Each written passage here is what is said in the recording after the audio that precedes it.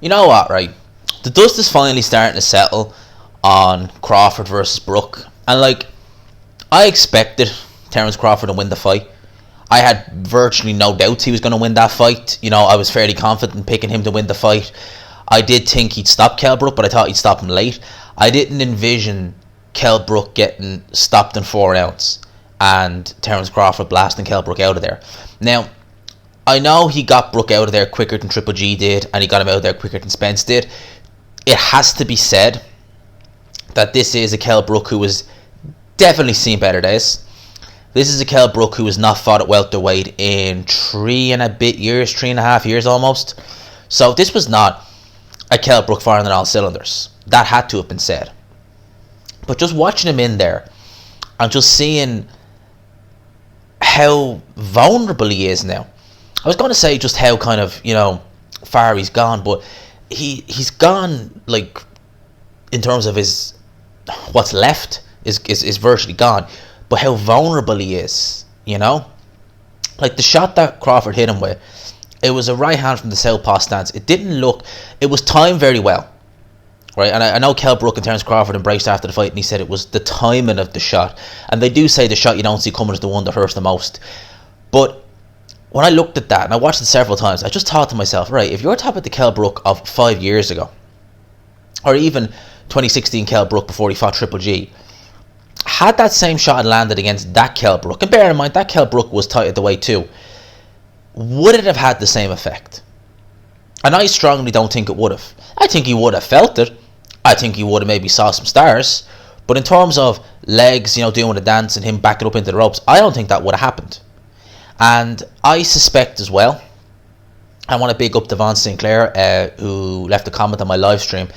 He basically said, now this was suspicion, but he was saying maybe Kell Brook had, suffered a concussion or something in sparring. It is possible. Them things do happen.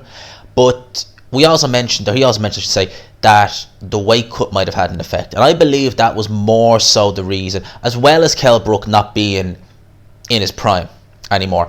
I think that he's not done a welterweight cut in 3 and a bit years. He looked very, very drawn at the weight. And I think that, well, they've said, we've heard people say over the years that when you're taking that much water out of yourself, some of it leaves the brain, and it just makes you more vulnerable to getting like concussed and stuff like that. So maybe he wasn't able to rehydrate enough to sufficiently have enough protection up there.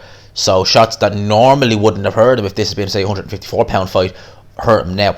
I think that's possible, like that's definitely possible, but I think it's a variety of things. I think it's the fact that Kell Brook he's so far gone. He's been in some wars, he's had some tough fights, and I think that now he's just such a shell of his former self. Like, so he could look good against someone like a Mark DeLuca or someone like that, that's fine, but that is the even European level. And to go in at, this is elite, this isn't just world level, this is elite level. To go in there, it's just a different world. So I think that when I looked at Kell Brook's career though, and I just thought of him, like I remember Kell Brook 2015, after he fought Frankie Gavin, right? Now he should have been in bigger fights than Frankie Gavin in 2015, but it is what it is. I digress. I remember the hype around Kell Brook, at least as far as I was aware, like with people I knew. There was people I knew who were talking constantly about Kell Brook, casuals. And some of them who weren't casuals were even saying, even though Mayweather was fighting Pacquiao, they were like, we'd rather see Brook fight Pacquiao, or Brook fight Mayweather, because they felt he had a better chance. So Brook was getting a little bit of hype back then, and they were really the years where he should have been making money and getting big fights. People always say, and they always say that it was Eddie Hearn who ruined Kell Brook's career, putting him in there with Triple G, right? Eddie Hearn could definitely have done a better job on Kell Brook. That I do not doubt. But to just say it's solely Eddie Hearn's fault is harsh. Because I think that Kell Brook needs to shoulder the blame for the way his career has gone and for the underachievement in his career. Because I believe fully that Kell Brook underachieved in his career. I think he underachieved massively. He won an IBF world title at welterweight. That is it. He should have done so much more than that. He really should have. His best win is against Sean Porter. It's a very good win, and he done it in better fashion than Errol Spence did, and that was the fresher Sean Porter, right? Which is, it shows how good Kell Brook was. Kell Brook has to shoulder a lot of the blame. When he fought Mark DeLuca this year, he went straight back into camp and he had this Crawford fight, and he said that he was constantly in camp, he was constantly staying in shape, and he was feeling great. I said in my post, I said, that's all well and good, but why weren't you doing that 5-6 years ago? You can't break the habits and have one good camp and then it's all good. So he was fluctuating in between fights constantly. We were seeing Kell Brook out of shape constantly in between fights. That's going to shorten your career, and it's not good as well, because how are you going to develop?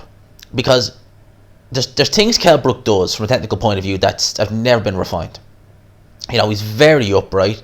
He can't fight on the inside. He would be going into camp to lose weight, as opposed to really looking at technique. His camps were solely about making weight, because he was coming in way overweight. I mean, do you remember when he weighed in, or when he done the check weight for Triple G, and he was like 174 pound at the check weight? Triple G wasn't even that big, right? And you're thinking, like, Jesus. Kell Brook was not in bad shape at the time.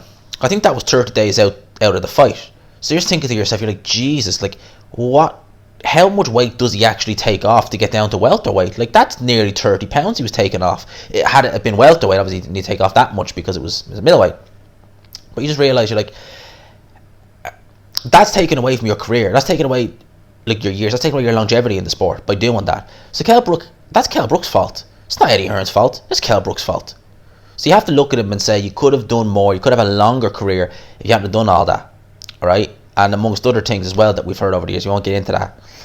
But there was that. The fact that he stayed with Eddie Hearn after he won his world title, and realistically, PBC at the time was the place to be for welterweights. You'd Keith Thurman, you had Danny Garcia, although I think he was moving up at the time. You had Sean Porter, you had Errol Spence up and that was he should have stayed there, and he would have got big. He probably would have got a Keith Thurman fight at welterweight.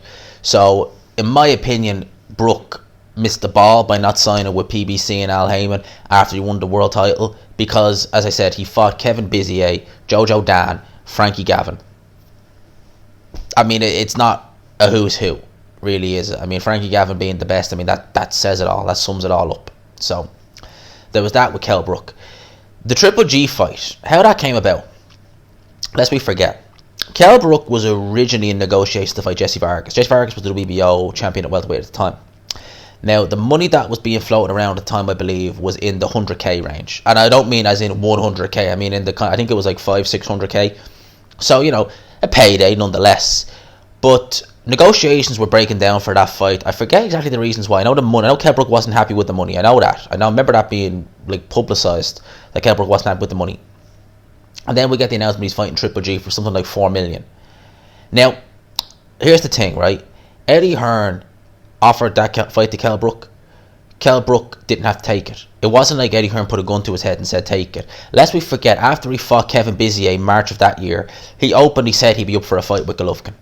Now, he said that, you can go back and listen to his post-fight interview after he fought Bizier. He said he'd be up for a fight with Golovkin. So he was happy to jump in here. He didn't have to take this fight. I'm sure there was ways to make that Jesse Vargas fight. And this is what I said in my live stream about Kell Brook, is that Kell Brook, he tried to run before he could learn how to walk. Or another analogy I used was, he should have walked and looked at his surroundings and seen what was there and what he needed to go around, right? You might take a little bit longer, but you run less risk of running into something. Whereas Kell Brook just ran full steam ahead into the Golovkin fight and he hit a brick wall. That's the best way to describe it. Because if he'd fought Jesse Vargas, I think we all would have picked Kell Brook to beat Jesse Vargas, right? He would have been a unified champion at welterweight, right? There was Keith Thurman fights out there. There was fights to be made then, right? But look who Jesse Vargas fought instead of Kell Brook. He fought Manny Pacquiao. Now, Manny Pacquiao in 2016 was still useful, but Manny Pacquiao lost his next fight to Jeff Horn. Kell Brook could have beaten Manny Pacquiao at that stage, right? And Manny Pacquiao would have still given Kell Brook a big payday. Maybe even on par with Golovkin. So you see what I'm talking about. Instead of looking at something walking and just looking at every avenue and thinking, right, I could fight Jesse Vargas, I could beat him, I could have a Pacquiao fight, I could make X amount of money. Instead, he just saw Triple G, ran head first, straight in, and boom, hit a brick wall. That's the best way I'd describe it. In terms of the Spence fight, lest we forget, Eddie Hearn said he wanted Kell Brook to move up. Prior to that, I think in December of that year, was it December? Yeah, I think it might have been December of that year, of 2016, he was saying he wanted Kell Brook to move up, and he didn't. He fought Spence. He done well, very well early on, but obviously he succumbed to Spence's pressure. I heard stories about the weight cut about that fight as well, which I'm not going to get into, but I did hear stories about the weight cut being not great for Kell Brook, to say the least. So all that needs to be taken into consideration, right? Whilst I don't think Eddie Hearn done the best job from a promotional standpoint on Kell Brook, he didn't have to stay with Eddie Hearn. Eddie Hearn didn't put a gun to his head and force him to take the Triple G fight. He openly didn't want him to go into the Errol Spence fight. He wanted to move to 154 pounds. So Kell Brook has to look at himself and realise that he made a lot of mistakes in his career. And this is not me having a go at it. These are all, it's documented. These are all facts about Kell Brook. And I'm disappointed that Kell Brook never achieved his full potential, because I believe there was so much more there than just that single run at welterweight where he was IBF world champion. I believe there was way more there. But now we've got a Kell Brook who is contemplating retirement. I think he should. I hope that, well, I know he's made a lot of money, but I hope that he doesn't go off the rails. And, because we've heard about him in between fights, ballooning the weight, doing this, that, and the other. I hope he just stays on the straight and narrow and just raises his family, because he's got a family. I mean, Jesus, that is like a dream for me, having what he has. Be happy with that, take your money, and see where life takes you. But, don't do anything silly. That'd be the advice I'd be giving to Kell Brook. I was going to do a WTF video on this, but I do them monthly, and I've already done one this month, so I won't be doing that. This is just kind of like my assessment on Kell Brook. And maybe if he ever sees this video, maybe he could, maybe he'll be able to stop and think, maybe I did make some mistakes. I don't know. Whether he sees this video or not, I don't know. Remains to be seen. But we're going to call it quits here. I'm going to leave it here. I don't want this video to drag out too long. Hope y'all enjoyed it. Hope you got something out of it. I don't know how. I don't know why I said that. But anyway, if you did, let me know. Hope you enjoyed it, people. Smash the like button if you haven't already. I always ask for it, but believe you me, it really, it genuinely does help. Like, more people get to see the channel, the channel grows, and does a lot of good for the channel. So if you can smash the like button, I really appreciate it. Hashtag G-Mans, Rocks, King of Rip Jeans, all that good stuff. I'll talk to you people. Peace.